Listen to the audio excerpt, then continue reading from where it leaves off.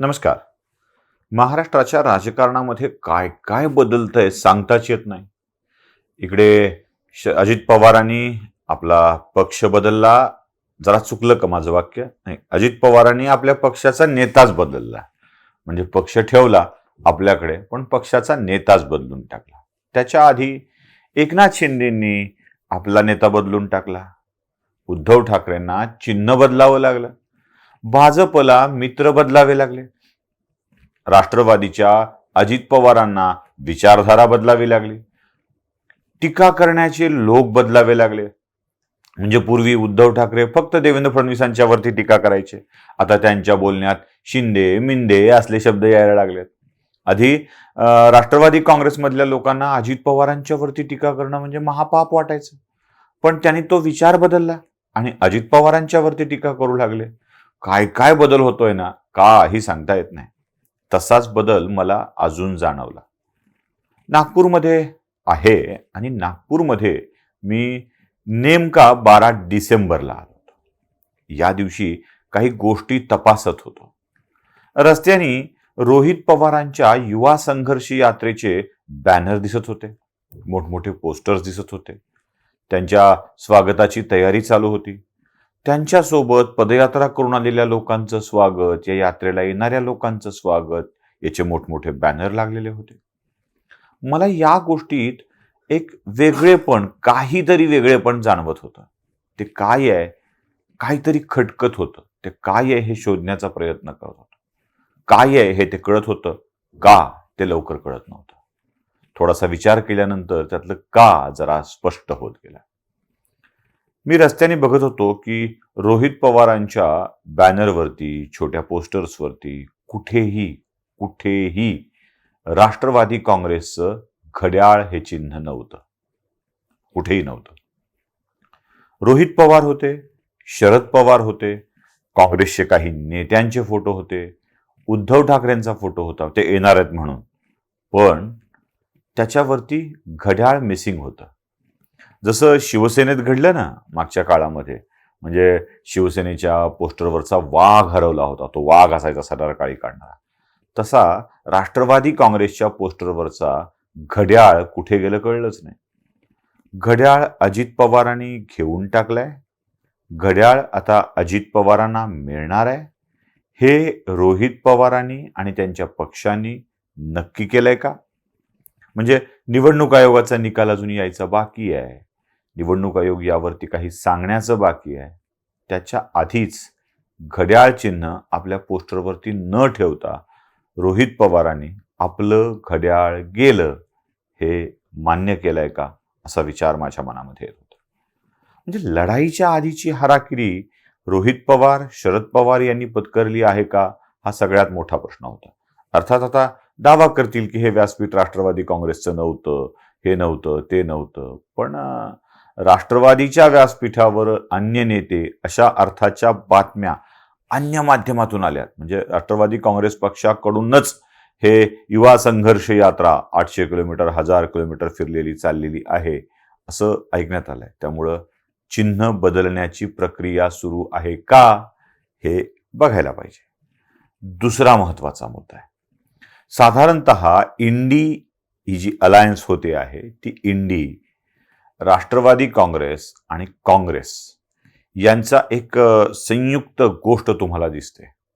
संयुक्त गोष्ट, आणि ती म्हणजे त्यांच्या झेंड्याचा रंग. म्हणजे या सगळ्यांच्या झेंड्याच्या रंगात भारतीय तिरंग्याचे 3 रंग दिसतात. राष्ट्रवादी काँग्रेसचा थोडा फरक आहे, ज्यात ते जरा क्रॉस केलाय, असं त्रिकोण केल्यासारखं केलंय आणि मग त्याला आपला ते झेंडा म्हणतात. पण तिरंगा आहेच. काँग्रेसच्या झेंड्यामध्ये हेच आहे. इंडी ही तेच दाखवण्याचा प्रयत्न करते. राष्ट्रवादी काँग्रेसच्या शरद पवार गटाच्या या कार्यक्रमात ना पक्षाचं चिन्ह होतं, ना पक्ष नियमित वापरत असलेला रंग होता. यावेळी वेगळाच रंग निवडलेला होता आणि तो रंग म्हणजे पिवळा होता.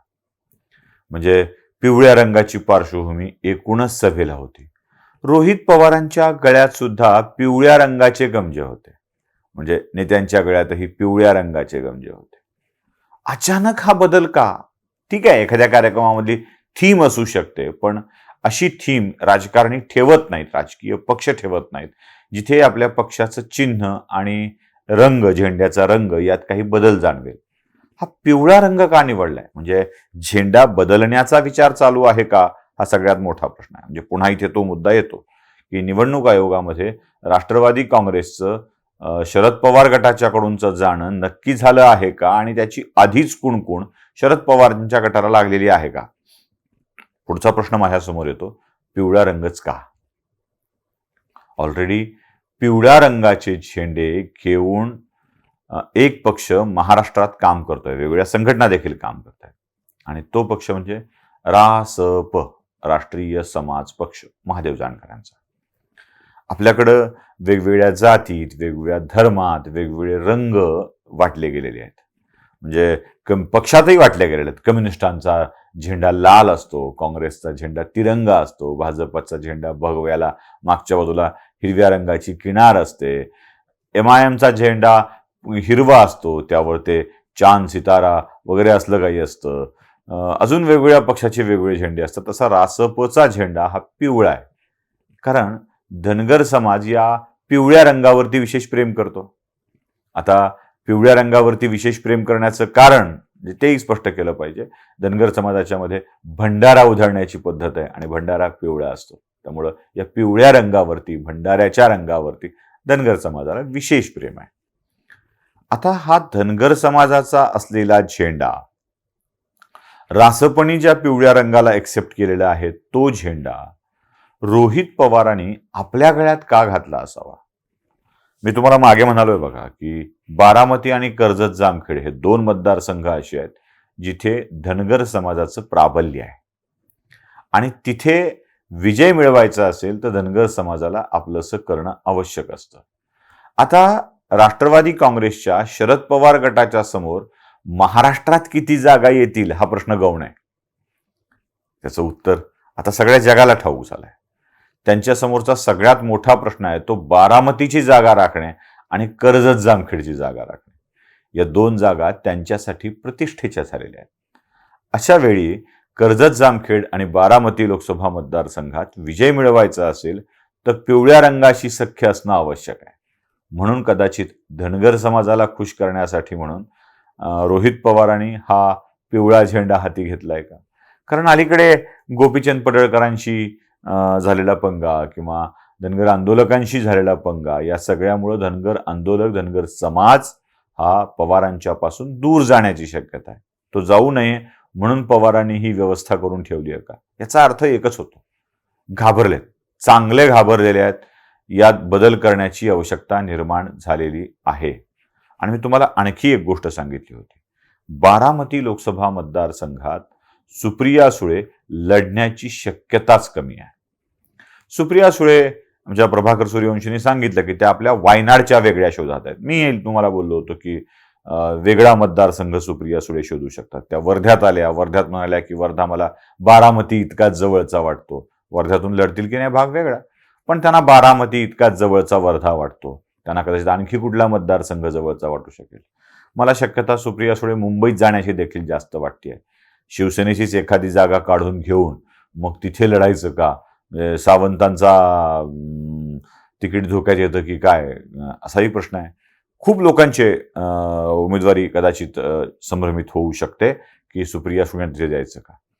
सुप्रिया सुळे बारामती सोडण्याच्या तयारीत आहेत, आणि तिथे राष्ट्रीय समाज पक्षाच्या महादेव जानकरांच्या सोबत राष्ट्रवादी काँग्रेस पक्ष युती करू शकतो, कारण जानकरांचं आणि भाजपचं फाटू लागलंय. जानकर आणि भाजप एकमेकापासून दूर जाऊ लागले, त्यामुळे तीही एक शक्यता दिसते आहे. म्हणून कदाचित पिवळा झेंडा स्वीकारलेला आहे का? या कार्यक्रमांच्या मधले हे दोन महत्वपूर्ण बदल आणि या झेंड्यासह रोहित पवारांनी केलेलं आंदोलन हा विषय फारच गांभीर्यानं आणि राजकीय अभ्यासकांनी चिकित्सेनं बघायला हवा. तुम्हाला काय वाटतंय नक्की कमेंटमध्ये कळवा. लाईक, शेअर, सबस्क्राईब करायला विसरू नका. बेल आयकॉन तर दाबूनच घ्या. नमस्कार.